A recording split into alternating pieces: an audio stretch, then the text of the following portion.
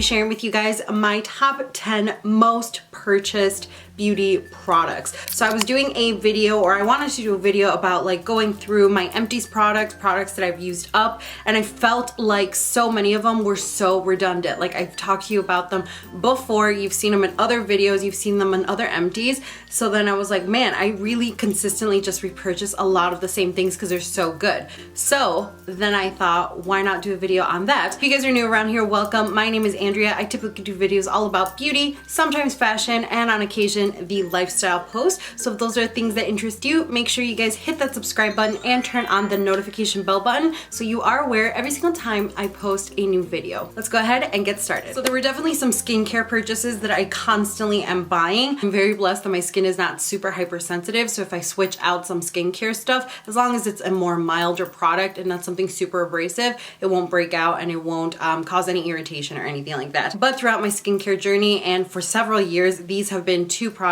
go-to products that I've constantly been repurchasing, and I've repurchased the most often. This is the Peter Thomas Roth Water Drench Hyaluronic Cloud Hydrating Moisturizer. I have talked this to death, like to death, but this is amazing. It's exactly what it sounds like. It is a hydrating moisturizer, and the thing I love most about this is that it actually does quench my skin. Like my skin feels hydrated, it feels like soft and plump, as if I had just like gotten a facial or something. But I also love that this can be used at nighttime if I want to add hydration, or if I want to go in before I apply my makeup to like hydrate and prep my skin so it doesn't look dry or cracky. This works well for both, and I really love that about this one. It's not a super thick formula, so it doesn't sit on top of the skin for hours, or you need to like let it rest overnight, or you need to have something like that. It's also not super deep hydration. Like I do get hydration out of this, but it isn't like the most thickest, most hydrating overnight cream, but I think that's okay. I really do enjoy this. I really think it still hydrates my skin, and like I said, I love using this before makeup application. Every single time I'm about to do my makeup, even on days when I'm not wearing makeup, when I just want to throw a little bit of concealer and like head out the door to look somewhat presentable, I will still go in with a scoop of this moisturizer, and it just makes my skin feel so nice. I don't have to wait a very long time for this to actually set into the skin, and it just does the job really well. The next product I've also talked a lot about on this channel, especially if you're more of an OG subscriber and been following me for a couple of years now. This is a face and body cleanser, and this is the Angels on Bare Skin. There's absolutely no product left, so I can't show you anything of this. This is just an empty one I got. This is a cleanser with lavender and almond, and it evens out skin tones. It scrubs, so it like gently exfoliates, and it gives a healthy glow to the skin, and I feel like it does all of that. My husband actually uses this as well. I'll leave it like in the bathroom close to the shower, and he will take a scoop of it while he's in the shower to wash his face, and he really likes it as well. It smells amazing because it does have lavender and almond in it, but it's like a soft kind of somewhat lavendery scent. It's not so potent or so overpowering, which I really like, and it doesn't linger on the skin at all. So you'll just like wash your face, you'll get a whiff of it, and then it'll be gone.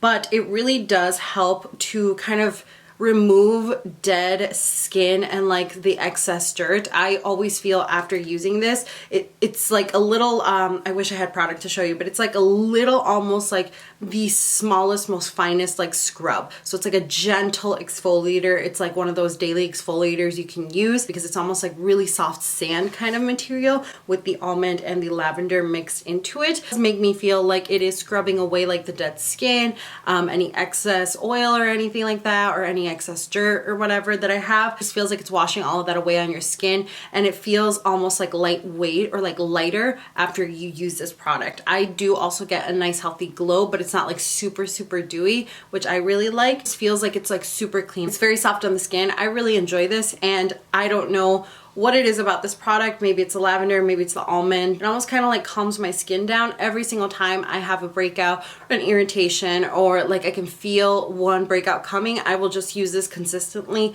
morning and night for like 2 days, and it goes away before it gets like red and irritated. I don't know what it is about this product, but I love it. I've been using this for several years, and it just always does my skin really well. All right, moving on to primers. There is one primer that above all primers that I've tried, and I have tried many a primers, it's constantly being repurchased, and for a good reason. This is the Dr. Brandt Pores No More Pore Refiner Primer. So I've been using primers since I got into makeup, and this is a product that I probably started using about 3 years ago. But since using that primer, even though I try other primers and like For example, the Cover FX is another one I really rave about that I really enjoy. This is definitely the one that has been the most repurchased one in my collection. This is probably my 4th tube of it, saying a lot considering that I do buy other primers to try out, and I really like other primers. So this one I always have to have one on deck just because I love it. It is perfect for oil and combination skin. I think if you have dry skin, you can certainly use this as well, but I have more of a combo skin,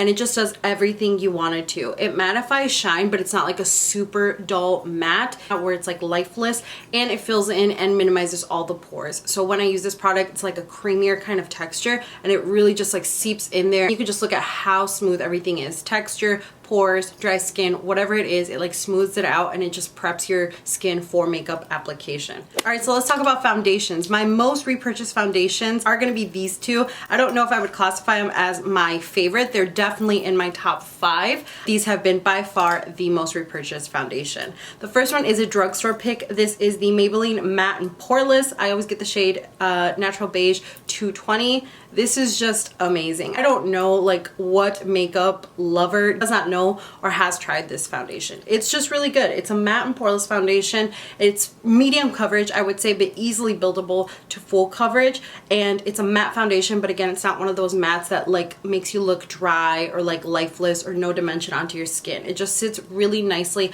on top of the skin. This says that it's good for normal to oily. I do have combo skin, so I do have like an oily T-zone and then like dry parameters on my face, and it works really well. A couple of years ago when I first started using this product, I had mostly oily skin on all over my face, and it did work really well. It is not the most long-lasting foundation. It is easily buildable to a full coverage look if you really want to go in with multiple pumps, and it still lasts a very long time. It also doesn't break up really easily. I think it's probably like a good 7 or 8 hour foundation, and it just looks nice on the skin. It's like my go-to when I don't know what to use, when I'm traveling, when it's like hot weather and I want some sort of coverage. I definitely bring this one with, and it just never lets me down. It's a very good product and it's affordable. And then the most repurchased high-end foundation, Too Faced Born This Way foundation. I always get the shade Natural Beige, same in this one. This one I've also talked a lot about on this channel. This was the foundation that I used for my wedding just because it's so stunning. So this is a undetectable medium to full coverage oil-free foundation, and I do think that that's probably the case. This is also medium coverage, but it is easily buildable to full coverage. And what I love about this one is that this is like a demi matte foundation. So it's not going to be shiny or glowy, but it's also not going to be a flat matte. This one does have a little bit more shine than other matte foundations, but it looks like a healthy glow to your skin. It looks like a natural glow to your skin. And I love that because of the formula composition of this, it is very lightweight on the skin. It just looks so smooth and flawless when you apply it on, and that's what I really liked about it for my wedding. I literally did like 2 layers of this, 2 pumps of this to get that full coverageness, but it still gave me that nice hint of like healthy glow, and it didn't like break up on my skin. It lasted a very good and long time. It looked like your skin, just like better, and like all of the imperfections covered. I really love this foundation. I know a lot of people tend to not like it if they have more oily skin because they think it's too glowy. I really don't think that's the case. I think this is a really beautiful in between demi matte kind of satin finish. Your skin just looks really soft and just like your skin, but better and like more even. All right, let's talk about concealers. My high-end pick for concealers is going to be the NARS Radiant Creamy Concealer. I always get the shade Medium 1 Custard. They have a wide range of shades you can get. I have also gotten the shade Ginger. It has a little bit more like orangey tint, and when I have like really bad dark circles, I like to go in with that and then this on top of it just to highlight. But this has definitely been my most repurchased concealer. I feel like this is kind of like the Dr. Brandt Pores No More and the Born This Way foundation, whereas I've tried many other concealers that I really like, but I always have to have one of these on rotation. It's just my default go-to when I want something that's going to last. It's not going to crease underneath my eye. It's going to wear really nicely with foundations. It's not like thick or chunky or I have to constantly go in and blend and blend and blend. This is my go-to. It's just a very good consistency. It is a little bit thicker but creamier than most other concealers. I feel like most other concealers are a little bit more liquidy. This one is definitely more creamier. That's what I think makes it that it's so lightweight on the skin, blends beautifully, and it doesn't crease, which is what I really need in my concealers, considering I have a really dry under eye area and most concealers crease on. And then the other concealer I have is a drugstore pick. This is the Maybelline Fit Me Concealer. This is in shade 15 Light. Another one that I always have on deck in my makeup collection, and that I've purchased so many of these. I feel like this is like my 15th tube or something, and that's not even an exaggeration. This is a really good one, and I think I like this one because it does have similar consistency to the Radiant Creamy Concealer. The Radiant Creamy is a little bit thicker, so it gives more full coverage than this one does, but this one is super lightweight. It blends out so nicely, and this is another one that doesn't crease on my under eye area. I can use this alone, or I can layer it up with another concealer. If I want to go in multiple times with this to give me that extra coverage, works really well. The thing I love about this as well too is on no makeup days, this is the concealer I use. I just get a shade, I think it's like 20 or 25, that's a little bit closer to my skin tone, and I just use this because it is so lightweight and it's not so full coverage. It doesn't look just like, oh, concealed perfect, and then your skin with like general imperfections. This really kind of goes well with just like your natural skin tone. I could just hit it a little bit here and then blend it out with my ring finger, add some translucent powder, and it just looks like a nice refreshed under eye area. It's not too intense, and I really like that about this one. All right, just 3 more products to talk to you guys about. Moving on to brows, this is not gonna be a shock at all, but the Anastasia Brow Wiz is definitely my most repurchased brow product. I go in between dark brown and ebony sometimes if I wanna do like a darker tail, or if I want like a lighter, like more Instagram brow. But I just love this thing. I'm sure you've heard so many people talk about it. It's got the product on one side and then the spoolie on the other end. This is just amazing for travel too, because you have everything you need. You just comb through it and then you just apply the product on there. I like that this consistency is a little bit more waxy, so it's easy to just like actually apply the product, but it's not so intense that if you make like a line, you can't like figure out how to save it, or it's so intense that it looks just like a really dark brow on there. It's just a really nice consistency. Always go through these. I always have to have one of these on deck as well. I don't know how my brows are going to turn out, or I want something that's going to last, or they're being kind of fussy or something. I just always use this. Every single time my brows turn out really good. This other product is kind of a product that's essential to me, but probably won't be to everyone else. This is a lash glue, and this is the Kiss Strip Lash Adhesive. It has aloe in it. It is formaldehyde free and latex free, and I just get the clear one. So this one was introduced to me maybe like 4 years ago by my sister. She recommended this one to me, and ever since then I have not bought any other lash glue besides this one.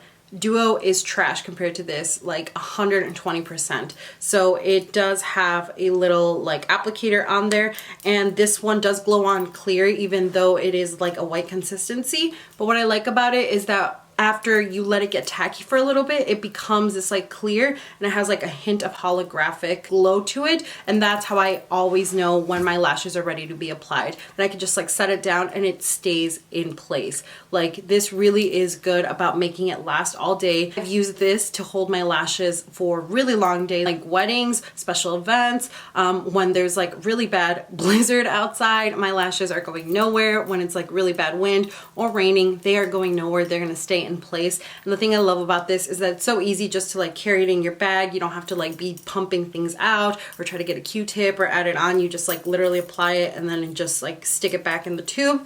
It's really easy to travel with as well because you don't have all those cumbersome things, and it's very affordable. I think the lowest I've ever seen this is $2 at Walmart. Really can't go wrong for $2, and it actually works. And the last thing to talk to you guys about is a makeup brush. You probably won't be shocked if you've been following me for quite some time. This is a cult classic, and it's a classic for a good reason. So this is from Sigma, and this is the E25 blender. This is just amazing. It's the best blender brush out there. Every single time I need to blend out eyeshadow, I know that this one's gonna blend it out really well. I have other makeup brushes from Japonesque, from Morphe, from MAC, but these are always my go-to. Whenever I travel, I always have to bring one of these. I have had these for so long that the like writing on them has worn out. but they are still going strong. They don't shed. They last a very long time. And like I said, they just work to like get really nice precision blending. If I want to do like a smoky eye over here, if I want to like blend the outer corners underneath the lash line, you can get them wet and then just apply like shadow to the lid. These just work so well. And even before I became a Sigma affiliate or worked with them, I saved up my coin to get these, and these are 120% worth it. They just are really good. And even though Sigma is a little bit more pricey than like Morphe or other brushes, you really are paying for the quality and the assurance that you are going to get use out of these. They're going to work well and you're going to be able to use them for a very, very long time. All right, you guys, so that is it. Those are the top 10 most repurchased beauty products I have. I'm curious to hear, what are your most repurchased beauty products? Do you have like brow products? Do you have brushes as well? Are they high end? Are they low end? I definitely want to hear about them, because if there's good makeup products out there that I'm sleeping on, I need to know. So make sure you guys leave me a comment down below. Twitter, Snapchat, Instagram, all that stuff is going to be left down below for you guys, as well as coupon codes to help you save some money. Thank you all so much for watching. Stay safe, and I will see you all in my next video.